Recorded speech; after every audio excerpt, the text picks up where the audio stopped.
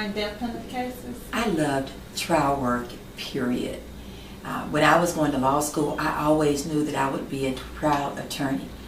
And as a matter of fact, I always knew I would be a public defender first. And because as a public defender, you almost immediately get into handling cases with clients, and then you almost immediately handle trial cases with juries and everything. And I say that almost immediately because here in Shelby County, there's a system, and at least there used to be 20 years ago when I started, where when you came on as a public defender, you would start at the lower level where you did not handle trial cases until you became acclimated to handling cases, and then you moved up to the big courts where you would handle trials. But what I did when I got out of law school, I actually moved to Union City, Tennessee when Tennessee first started statewide public defender offices. And I knew that if I did that, if I moved to Union City, small town, I would immediately start trial work. And I'd already been on moot court board handling trial advocacy in law school. So when I moved to Union City, and I stayed there and worked with the public defender's office there and in Jackson for about 3 years, I immediately started trial work, and I knew that I had made the right decision. I was blessed. I love trial work. I love putting the evidence together and being able to present the side of that case to a jury. And so I did that and moved back to Memphis after about 3 years. And then when I came back, I started with the Shelby County Public Defender's Office and immediately started working in the courts, handling trials, and was actually assigned to Judge Joe Brown's courtroom at that time.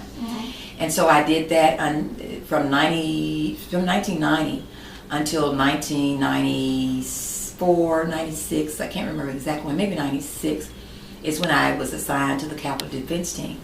And back then, there were very few women, men, let alone women, who were qualified to handle death penalty cases. So I was one of the very few women that were qualified to handle death penalty cases. And I think that most of the women who were qualified were probably out of the public defender's office. So I'd handled all kinds of cases before that, and I wanted to handle the ultimate in criminal law, which was death penalty cases. And so I did that for 4 years. And it takes its toll on you when you are handling cases all of the time where your client is looking at death row. And so I handled many cases, and some of my capital cases, death penalty cases, became just murder cases where my client, after talking to the prosecutor, is like, okay, well, let's look at all the evidence. This should not be a death penalty case. And though the prosecutor may want to try it as a death penalty case, then we would decide, okay, well, we're going to go ahead and try it as a first-degree murder case where your client is looking at life or life without parole. And so I was blessed that a lot of those cases, even with my murder cases, I had acquittals where my clients were found not guilty. I had first-degree murder cases where my clients were looking at the ultimate penalty, but may have been convicted of criminally negligent homicide, maybe looking at 2 years of involuntary manslaughter. So, I was really good at what I did, and I was really blessed to be able to handle those cases.